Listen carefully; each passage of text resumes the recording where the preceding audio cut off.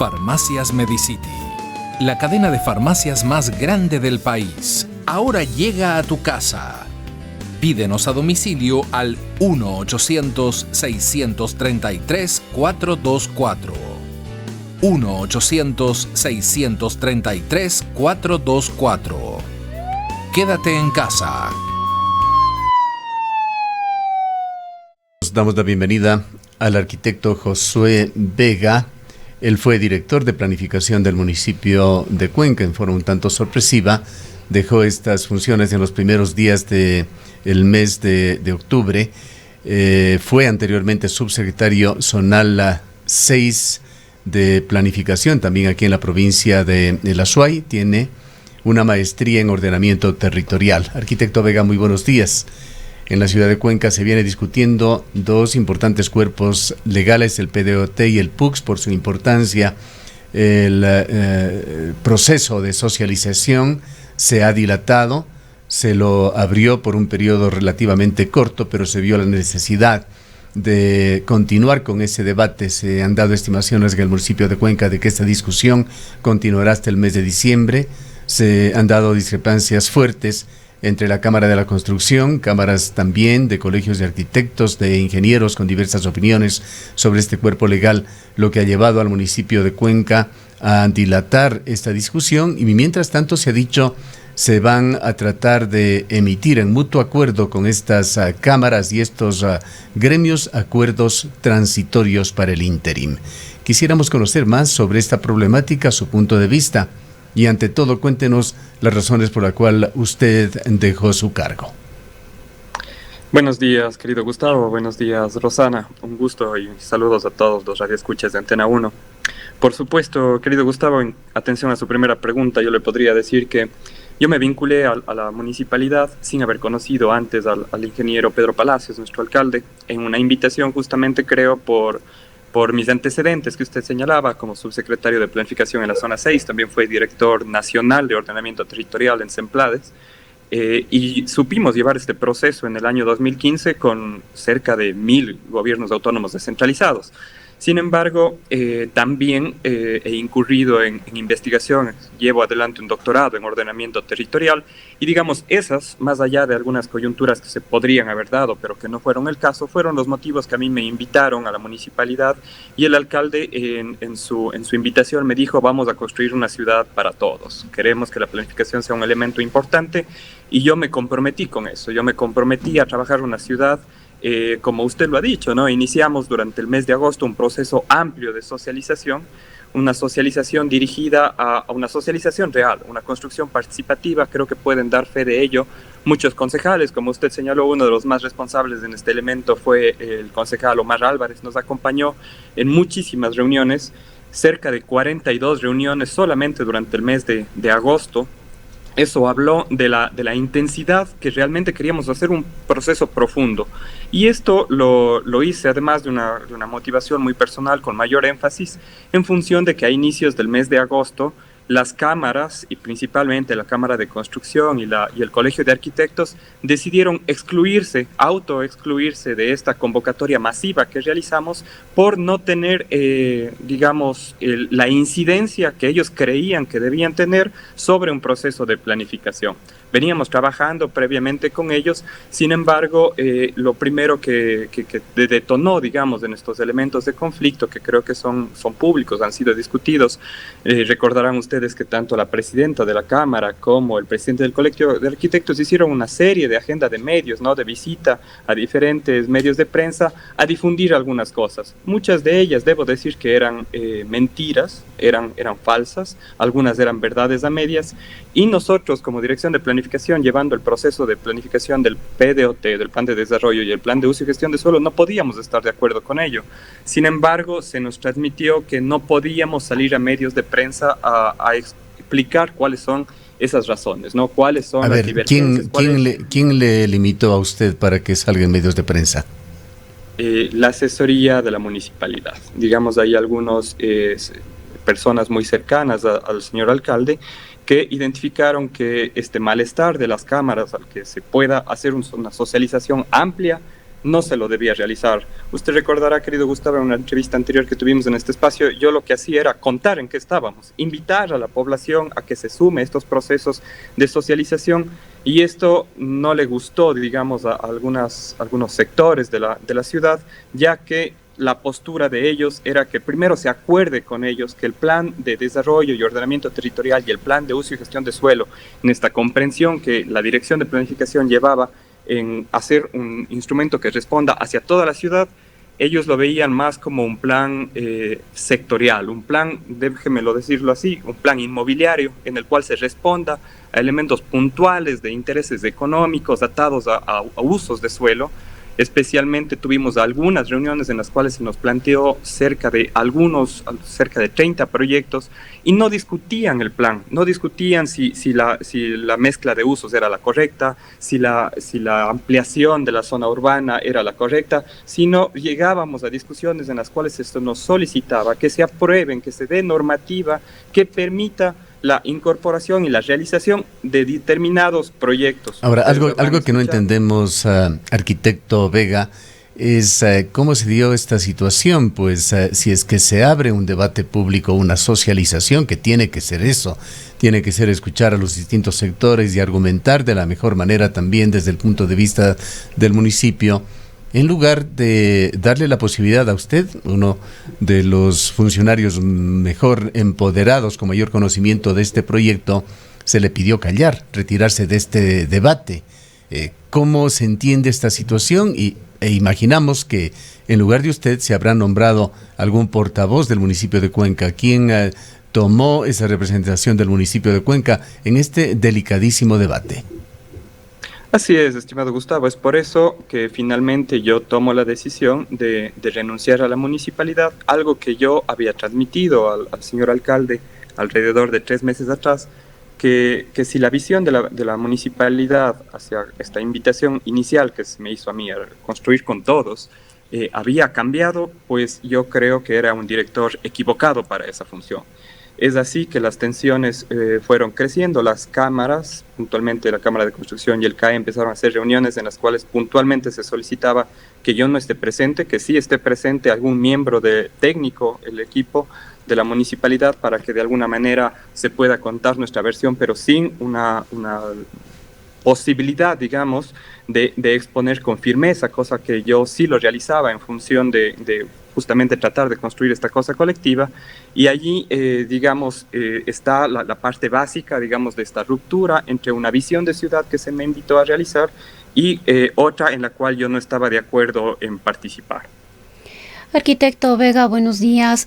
¿Cuál fue la situación o cómo se ha venido coordinando con el Consejo Cantonal? Los concejales dicen que ellos no han sido convocados, que no han conocido respecto de la propuesta, ni del proyecto, ni de cómo se viene realizando, o cómo se venía realizando este proceso de debate, de discusión, de socialización del PDOT, del PUCS, y que ellos no habían sido involucrados. ¿Cuál es la situación o cuál fue la situación con el Consejo Cantonal? Así es, estimada Rosana, nosotros teníamos claro eso, el proceso de participación, por supuesto, que englobaba al Consejo Cantonal, a cada uno de sus ediles. No, es más, yo al vicealcalde, el arquitecto Pablo Burbano, quien de alguna manera empezó a liderar este proceso político al interior de la municipalidad y en el link con las instituciones privadas como las cámaras y el Colegio de Arquitectos, yo le envié un borrador de oficio para su conocimiento y su aprobación, validación, continuidad y apoyo político, el 11 de septiembre, solicitando ya en el borrador, se contaba con la invitación a los 15 concejales del cantón a un taller programado para el viernes 18 de septiembre en toda la mañana de 8 a 12, porque nosotros teníamos muy claro que esto tenía que ser discutido con los concejales, y yo, al ver que los plazos se iban acortando, yo necesitaba, más allá de que finalmente la municipalidad en cualquier momento podía tomar la decisión de tomar a otro director, ¿no es cierto?, removerme del cargo, yo quería que estas discusiones, este punto de transparentar la situación y que los concejales conozcan de primera mano cuáles son los elementos que contiene el plan de uso y el plan de desarrollo, se lo haga lo antes posible. Lamentablemente yo no tuve respuesta. tuve que retener ese proceso, no llegó a ser firmado ese oficio de mi parte invitando a todos los concejales, porque buscaba justamente que el proceso se amplíe, ¿no? Yo debo decir que inclusive varios de los concejales y muchos de ellos con una mirada, digamos, muy técnica, legal, pero que sobre todo responde a esta serie de agendas de medios que realizaron algunos sectores privados, hablaban y decían que el plan busca ser impositivo, ¿no? Que se busca la recaudación. En algunas reuniones que tuve yo con los directivos del CAI, de las cámaras, inclusive llegamos a discutir que si es posible, ¿no es cierto?, de acuerdo al marco legal, que no se cobre absolutamente nada. O sea, el tema recaudatorio era uno de los elementos desde la mirada global de lo que estamos haciendo en planificación para los próximos 12 años de la ciudad. Sin duda no tenía peso. Había muchísimos otros elementos con mucho más peso que tenían que ser discutidos, pero que ellos, digamos, no tenían interés en ellos, ¿no? Siempre se buscaba justamente estos elementos puntuales, y ahí yo debería ampliar un poquito la discusión, si me permiten, a contar un antecedente que permite que esto se comprenda. Cuando el alcalde Pedro Palacios toma la administración, invita a un grupo de profesionales y expertos a tomar los diferentes liderazgos de la municipalidad, uno de los elementos que fue transmitido, y creo que la municipalidad, al alcalde lo lleva muy, muy bien, es el hecho de ser honestos, transparentes, llevar la norma que puede tener errores, pero que se cumplan, ¿no es cierto? Porque la norma de alguna manera garantiza que todos seamos iguales, que todos podamos tener acceso o negación, ¿no es cierto?, a diferentes cosas, y esto en una primera instancia por los espacios privados fue aceptado. Dijo, sí, recuperemos algo que parece tan básico, ¿no? En cualquier clase de un profesor podría ser uno de los elementos más sencillos de tomar, decir que las reglas se respeten. Inició eso fuerte, pero al tener una dirección de planificación que no permitía que a través de oficios se modifiquen cosas legales en las cuales el Consejo Cantonal quedaba pintado a través de sus normas, esto fue cada vez siendo una olla de presión más poderosa, ¿no? Algunos grupos querían aprobar de alguna manera, como se venía realizando antes, una rutina, una práctica que yo creo que le hace bastante daño a la ciudad, a través de oficios que estaban en contra de la norma, pero ese oficio ya daba cierta viabilidad a proyectos. Es así que lleva un grupo de proyectos a decir queremos que esto se apruebe, y finalmente eso decanta, ¿no es cierto?, en un plan de uso que tenía que ahora responder a que se modifiquen las normas en atención a esos proyectos.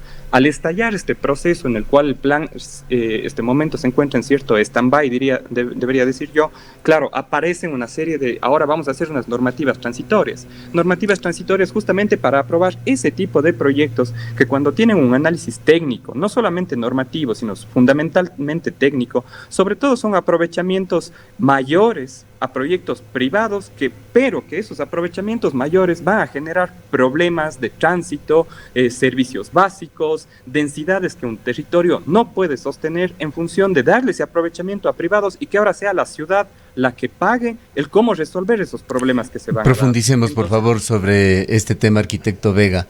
Fue el ingeniero Iván Carballo, quien es uno de los asesores del alcalde actualmente, quien nos informó que se había llegado a acuerdos temporales con las cámaras de la producción, la Cámara de la Construcción particularmente, y entendemos que los colegios profesionales de arquitectos e ingenieros, que estos acuerdos serían transformados en normas de aplicación transitoria. Pero usted nos está dando un aviso sobre esto. Estas normas nos da a entender estarían en contra del espíritu de estos planes de desarrollo y ordenamiento territorial y plan de uso de suelo y gestión de suelo que estaba proponiendo el propio municipio. Hasta cierto punto, hasta donde yo lo conocí, estimado Gustavo, ahí no puedo hablar sobre elementos que yo desconozco, y lo debo decir así. Ese también es uno de los puntos que finalmente motiva mi salida.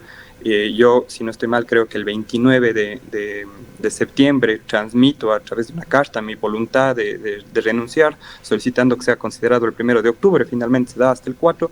Pero si ustedes revisan, justamente esas fueron previas, las fechas en las cuales el funcionario que usted ha mencionado transmite estas cosas, y cosas que directamente lo lleva la dirección de planificación, y yo desconocía y lo desconozco hasta el momento. Por lo tanto, si esta serie de acuerdos, compromisos se llegaban, ¿no es cierto?, entiendo yo que son elementos que la Dirección de Planificación debe conocerlos para que el plan de uso y gestión de suelo y el plan de desarrollo tenga una compatibilidad. ¿Puede citarnos, arquitecto Vega, citarnos concretamente algunos de estas soluciones, entre comillas, transitorias que estarían dándose y qué efectos pueden traer sobre la ciudad? Por supuesto, estimado Gustavo. Uno de los más importantes, por ejemplo, es romper la densidad que este momento la norma plantea en la ciudad y que tampoco es la densidad que se prevé en el plan de uso. Cuando yo tengo una casa, ¿no es cierto?, yo tengo que resolver lo que pasa al interior de esa casa, pero cuando tengo elementos como las densidades que tiene el plan y dice aquí no puede haber más de 40 casas porque esas 40 familias van a tener que movilizarse, necesitan servicios básicos de alcantarillado, agua potable, espacios como parques, escuelas, etcétera, ya es un problema de ciudad. Entonces, cuando yo digo ya no importa que solamente la ciudad pueda sostener en X lugar 40 viviendas, sino ahora son ilimitadas o son hasta que el proyectista, el empresario privado busque tener ese equilibrio económico, muy posiblemente lo que vamos a tener es problemas de cómo se sustenta casos puntuales del valle. Ustedes ven la vía que conecta al valle a las 7 de la mañana, ustedes tienen ahí un tráfico de 30 a 40 minutos. Si yo entrego más densidad a esa zona y no tengo nuevas soluciones viales, lo que voy a tener es que ya no van a ser 30 minutos, sino van a ser 60. Esas, y otro ejemplo, por ejemplo, que fue muy atacado, algunos funcionarios inclusive decían en esta conexión que hacía con las cámaras, tengamos un nuevo aeropuerto. ¿Sí? Hay que sacar el aeropuerto porque eso limita el crecimiento del aeropuerto actual de la ciudad y una nueva propuesta debe estar en alrededor de los 400 a 800 millones de dólares. Sin duda eso cuadriplica casi el presupuesto anual de la municipalidad. Eso quiere decir que todos vamos a tener que pagar para que se puedan hacer proyectos y desconocían los ámbitos técnicos que justificaban algunas alturas en la ciudad.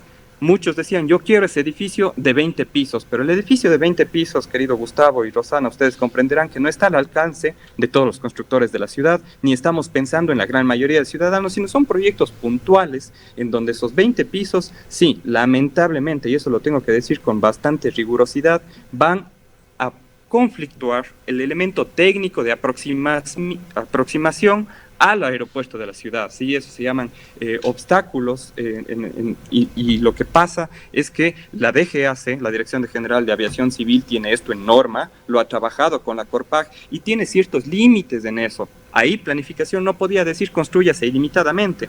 Entonces estos fueron los elementos que, como usted puede estimar, querido Gustavo, no solamente van en temas de vías, cantidad de agua que tengo para determinado sector, sino también inclusive la necesidad, y usted verá algunas expresiones provenientes desde las cámaras, en citar en oficios con toda la ligereza, decir, necesitamos un nuevo aeropuerto, se lo tiene que realizar. ¿Cree más allá usted, arquitecto Vega, que en este espacio temporal, transitorio que se ha abierto, de alguna manera se están priorizando criterios políticos, esperemos que no intereses particulares, antes que criterios técnicos?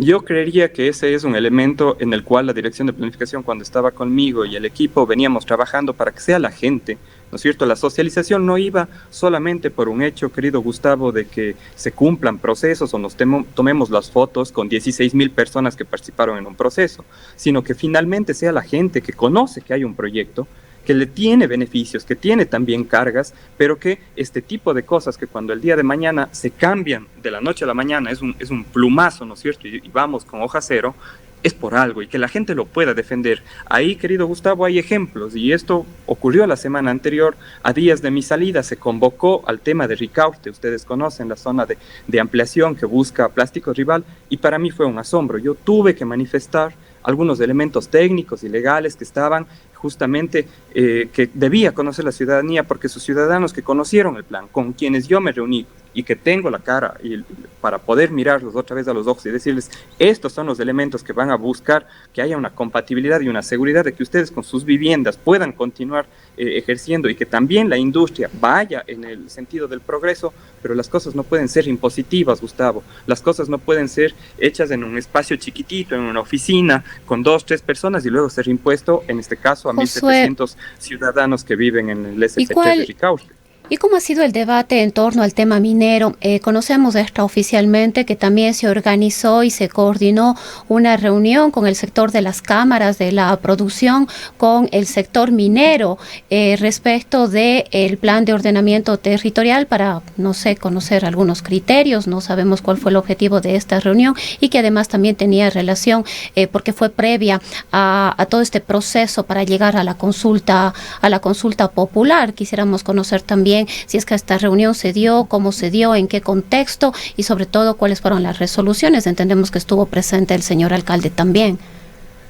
Sí, bueno, querida Rosana, en cuanto a ello, yo debo manifestar que el plan de desarrollo, el plan de uso en su versión borrador, tiene elementos que sin duda van en la línea que tanto el colectivo por el agua como la municipalidad ha expresado su búsqueda de tener una responsabilidad ambiental, diría yo, ¿no? Una ecología para las decisiones, para las futuras generaciones, y estos espacios con el sector productivo, puntualmente en su amplio espectro, llegó a varios acuerdos, ¿no? Puntualmente, en la reunión que yo estuve presente, no tocamos el tema de la minería, pero el Colegio de Ingenieros Metálicos, de Minería, nos solicitó una reunión puntual que estuvo programada hasta previo a mi salida y no sabría cuáles fueron los compromisos y acuerdos que salieron de ahí. El hecho es que buscábamos, así como usted identifica al sector minero, nosotros nos reunimos con los artesanos, trabajando con el CIDAP, con Piedad Soto, con el grupo de comerciantes,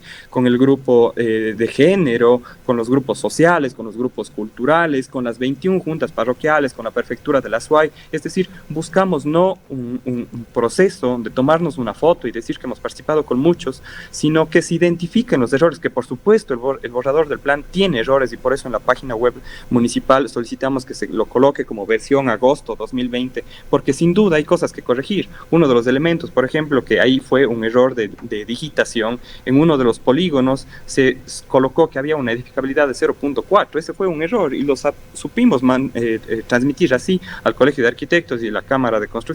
Sin embargo, ese error, a pesar de que lo conocían, fue transmitido en agendas donde la presidenta de la Cámara transmitía a que un ciudadano común y corriente que quiera construir una casa de 250 metros cuadrados debe pagar $8,000. Eso sin duda no tenía ni pies ni cabeza. Si ustedes vamos a hablar, sin duda vamos a hablar de ese tema, arquitecto, antes de cerrar este diálogo, pero quisiera referirme yo a las protestas de Ricaurte y Challabamba, que la semana pasada han hecho presencia incluso en las afueras del municipio de Cuenca y se han manifestado de diversas formas pidiendo que no se les consolide como zonas de desarrollo industrial.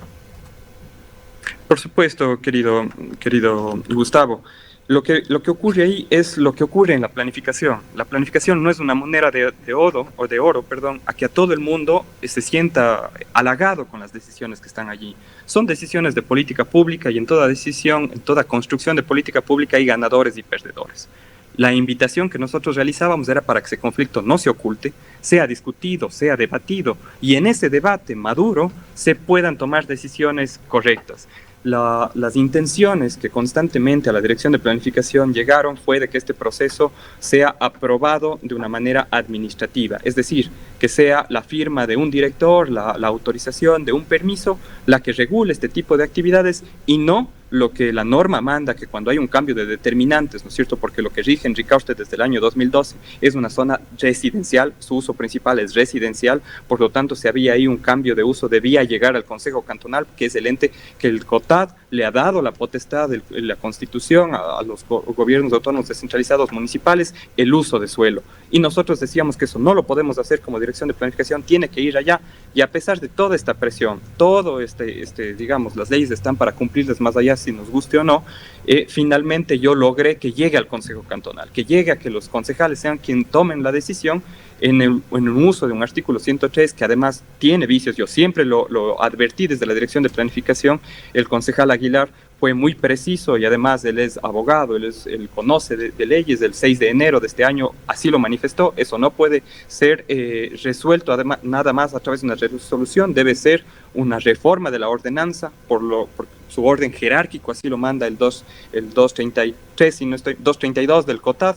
pero se decidió ir por otro camino. Y esto lo que hace es que la ciudadanía tenga menor capacidad, ¿no es cierto?, para decir, por favor, también escúchenos a nosotros. Entiendo incluso que la acción de protección que plantearon los ciudadanos y fue acogida por un juez de la ciudad y por eso se suspendió el punto 3, fue porque en un inicio no estaban convocados para el uso de la silla vacía. Es decir, anular de todas formas la posibilidad al menos de que se escuche a esa otra población, que sin duda no estamos en contra de ese crecimiento de la industria, de una mayor producción, pero que también se tiene que escuchar a la otra parte que tiene la expectativa de que su zona residencial, que fue sancionada en el año 2012, pueda continuar así, porque se han invertido en casas, se han invertido en zonas residenciales donde esa gente, yo tuve una cordial invitación de ellos este día sábado y le debo decir, querido Gustavo y Rosana, que a las 6:30 de la tarde, que estábamos en una zona abierta, a más o menos unos 150 metros de la fábrica, olía a plástico, olía un olor un tanto, ellos lo llamaban a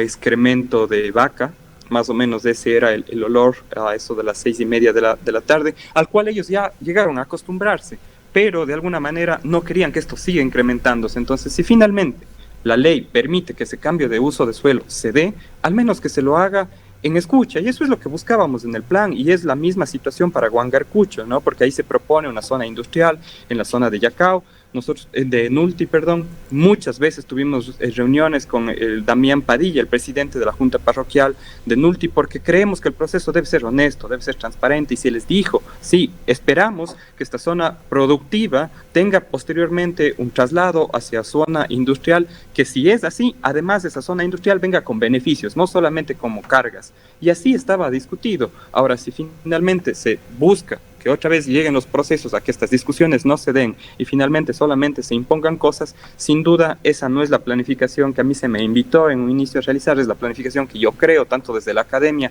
como en los sectores públicos en los que he venido participando, y claro, no quiero ser partícipe de esas posiciones, y más me siento invitado a participar de un ámbito ciudadano en el cual me permito transmitir cuál es la posición que yo concibo sobre cómo se hacen los procesos de planificación participativa. Vayamos al tema de estas altas tasas que se pretendían cobrar. Se dijo por parte de algunos actores $8,000 por una segunda planta con un altillo. Hubo constructores que señalaron que la construcción de un edificio con características similares a los que se hacen ya en la ciudad de Cuenca incluiría ahora tasas o contribuciones al municipio de 300, 400, hasta $600,000. Son las cifras que nos habían dado y habían discutido en este debate.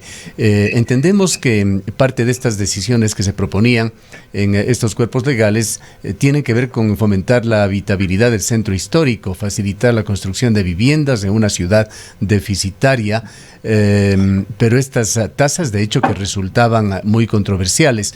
Usted señala, sin embargo, arquitecto Vega, que esto se convirtió más bien en un señuelo para distraerse de temas más importantes, cuando esto de las tasas podía simplemente ser derogado de plano.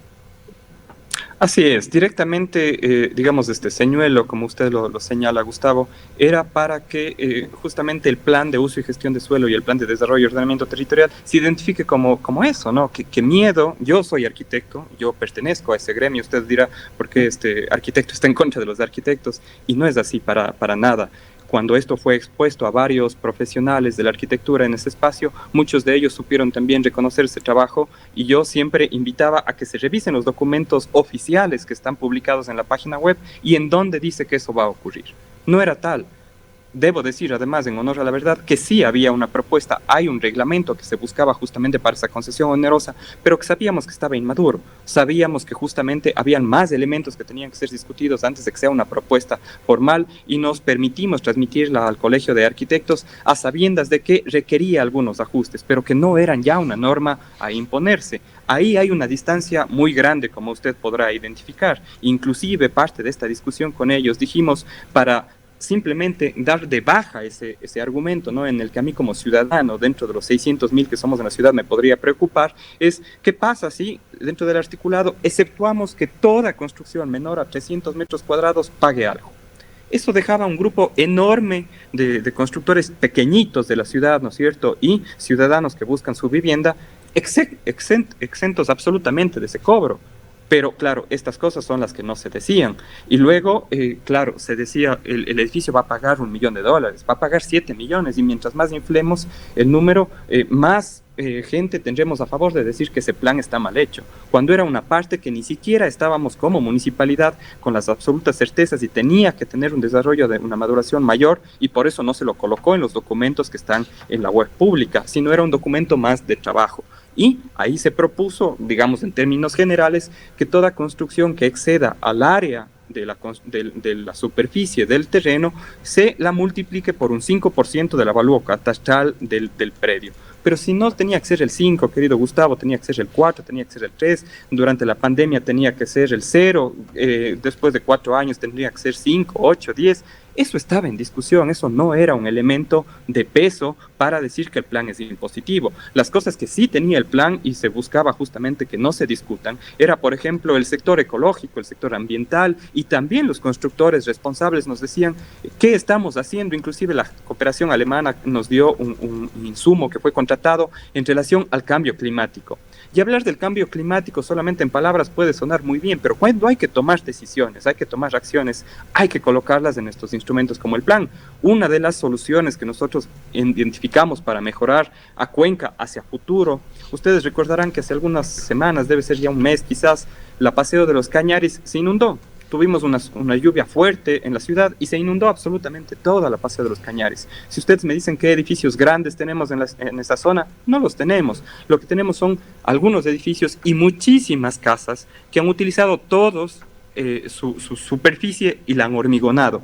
Cuando no tenemos una superficie permeable, resulta que el agua solamente puede ir a la calle, a las escorrentías, y cuando esto se satura, tenemos inundaciones. La propuesta en el plan era, en atención a esos colectivos que defendían justamente que la ciudad esté preparada para el futuro, para el cambio climático, es al menos que los suelos, que la parte frontal de las edificaciones tengan no el aprovechamiento en sótano para que el agua pueda filtrar, estimado Gustavo y Rosana. Arquitecto Vega, Sin usted duda, deja en el aire preocupaciones muy importantes que tienen que ser tratadas y solventadas. Usted advierte peligros en esta situación transitoria que se está creando en el municipio de Cuenca, y allí debemos exigir como cuencanos absoluta transparencia en lo que se haga en estos días. Mientras tanto, este retardo del PDOT y PUCS en esta larga socialización van a abrir un largo paréntesis que deja de alguna manera desamparados temas muy sensibles para la ciudad, lo que llama a que esto se catalice, que es urgente llegar a definiciones para que no se pretenda incluso generar situaciones en las cuales se pueda pescar a río revuelto. En suma, ¿cuáles serían sus sugerencias sobre cómo continuar con este proceso? Querido Gustavo, yo creo que el trabajo de participación, de construcción colectiva no debe ser botado a la basura.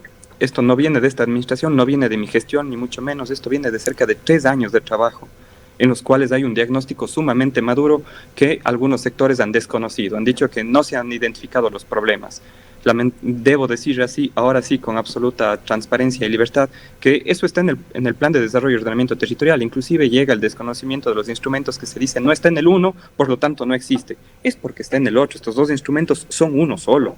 No se puede dar de baja todo este proceso participativo. Nosotros inclusive teníamos la intención de que si este proceso continuaba bien, por ejemplo, finalizarlo para fines de octubre, ya entrar al Consejo Cantonal, y esto lo transmitimos con tal transparencia, en conocimiento del alcalde, por ejemplo, a los grupos de la zona de tolerancia, que ustedes saben que también fue un tema sumamente álgido y que fue tratado de una manera responsable y transparente por nosotros, en los cuales se transmitió un cronograma hacia los ciudadanos que tenía la expectativa de que justamente a inicios del año próximo, con ya el plan de uso, se dé un cronograma de trabajo para que esta administración pueda cerrar eso. Ahora sí se dice que se tiene que volver a hoja cero, que el proceso de participación no ha sido real, que ahora sí vamos a hacer un real proceso, y se termina discutiendo en una oficina con 6, 7 personas. Creo yo que el camino va a ser el incorrecto, va a ser preocupante. ¿Y qué va a pasar con estos procesos que ya tenían cronogramas para la zona de tolerancia y otros elementos duros, difíciles de discutir, pero que tienen que ser tratados? No hay que tenerle miedo al conflicto. Del conflicto salen maduración de los procesos, y esa es la participación real. Muchas gracias, y muy importantes las declaraciones suyas, arquitecto Vega. El arquitecto Josué Vega fue director de planificación del municipio de Cuenca, se retiró en los primeros días de octubre por las desavenencias sobre las cuales él ha hablado.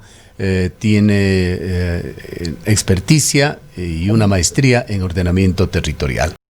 En el Ecaustro, desde hace 20 años, trabajamos día a día para generar la energía que tú necesitas. Hoy, renovamos nuestro compromiso de servir a la región y al país, generando desarrollo con conciencia y conservación ambiental y siempre mirando al futuro. El Ecaustro es energía que genera confianza.